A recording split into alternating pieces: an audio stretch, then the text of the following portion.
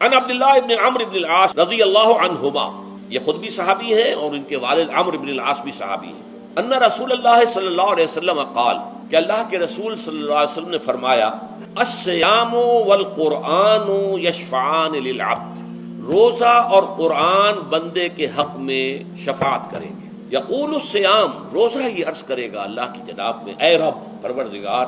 انی منعتہ الطعام والشہوات بالنہار، میں نے تیرے اس بندے کو دن کے دوران کھانے پینے سے اور اپنی شہوت کا تقاضا پورا کرنے سے روکے رکھا، یہ میری وجہ سے روکا رہا، تو میری شفاعت اس کے حق میں قبول فرما، فشفعنی فیہ، میری شفاعت اس کے حق میں قبول فرما۔ ویقول القرآن، قرآن کیا کہے گا، منعتہ النوم باللیل، میں نے اسے رات کے وقت سونے سے، نیند سے روکے رکھا، فشفعنی فیہ، تو اس کے حق میں میری شفاعت قبول فرما۔ حضور فرماتے ہیں فیشفعان، ان دونوں کی شفاعت قبول کی جائے گی۔